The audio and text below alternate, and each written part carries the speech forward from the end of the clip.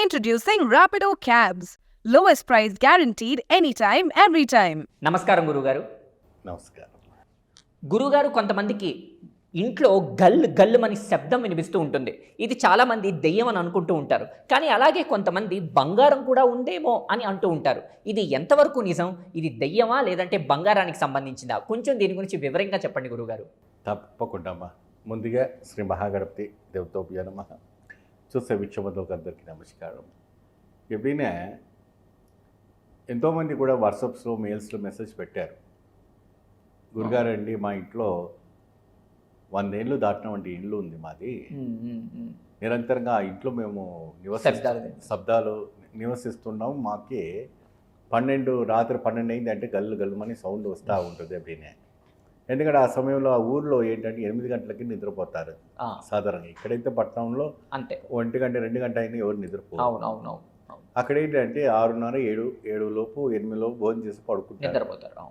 So ఇటువంటి కథనాలు కొన్ని ఘటనలు మా దగ్గరికి రావడం జరిగింది. ఇది వాస్తవికంగా మా ఇంట్లో పూర్వీకులు పెట్టినటువంటి నిధులు ఉన్నట్టుగా మా తాతలు మా ముత్తాతలు చెప్పారు, పలానా చోట్ల మేము నిధులు పెట్టామురా, మీరు తర్వాత తీసుకొని ఇచ్చేసుకోండి అప్పుడు చెప్పి అలా వస్తూ ఉంది. అది భూమిలోనే ఉండిపోయింది. ఆ భూమిలో కూడా ఆ నిధులు జరుగుతూ ఉంటుంది. అసలు మా ఇంట్లో నిధులు ఉంటాయా, పక్కకు పోతాయా, అసలు ఈ చప్పుడుకు చావుండికి దానికి ఏమైనా సంబంధం ఆపినా?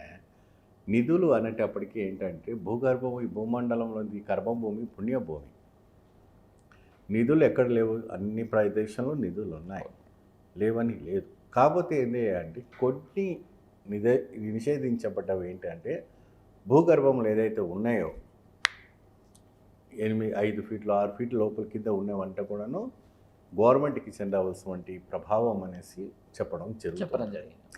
ఆర్కాడిస్ట్ వాళ్ళకి ఏవి విగ్రహం వచ్చినా ఏది వచ్చినా కూడా మీకు ఒకటి అటువంటిది కనిపిస్తే వాళ్ళకి సంప్రదిస్తే వాళ్ళు మిషన్ తీసుకొచ్చేసి మెటల్ మిషన్ తీసుకొచ్చి చెక్ చేసి మీకు అది తీస్తారు.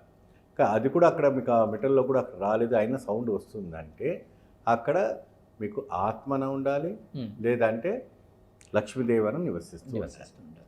దాన్ని గుర్తుపట్టడం ఎలా అంటే మీకు ఎక్కడి నుంచి అయితే సౌండ్ వస్తూ ఉంటుందో ఆ ప్రదేశంలో మీరు పెరుగన్నం ఉంటుంది.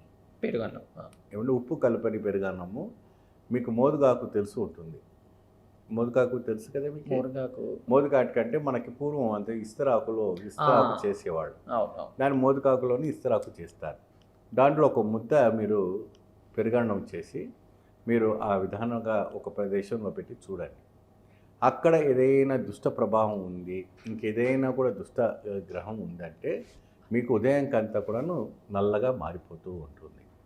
లేదు అది ఆ దైవిక్యమైనటువంటి శక్తి ఉంది, ఒక అద్భుతమైనటువంటి ఒక శక్తి ఉంది అప్పుడే దాంట్లో పసుపు రంగుగా మారుతుంది. సో అప్పుడు అక్కడ మీరు అమ్మవారిని నిలుపుకోవడము, అమ్మవారికి పూజ చేయటము, అమ్మవారికి కావాల్సినటువంటి ఒక కైంకర్యం చేయటం వల్ల మీ ఇంట్లో నిరంతరంగా ఐశ్వర్యదాయకమైనటువంటి సిద్ధి పొందడం అని జరుగుతాయి. ధన్యవాదాలు గురుగారు. నమస్కారం. అంతుచిక్కని రహస్యాలు, మరెన్నో మనకి తెలియని పురాతన కట్టడాలు, వాటి వెనక దాగిన నిజాలు, పూర్వీకుల ఆచారాలు, మరెన్నో మూఢ విశ్వాసాలు, ఇలా కాలగర్భంలో కలిసిపోతున్న రహస్యాల కొరకు సబ్స్క్రైబ్ చేయండి రహస్యవాణి ఛానల్.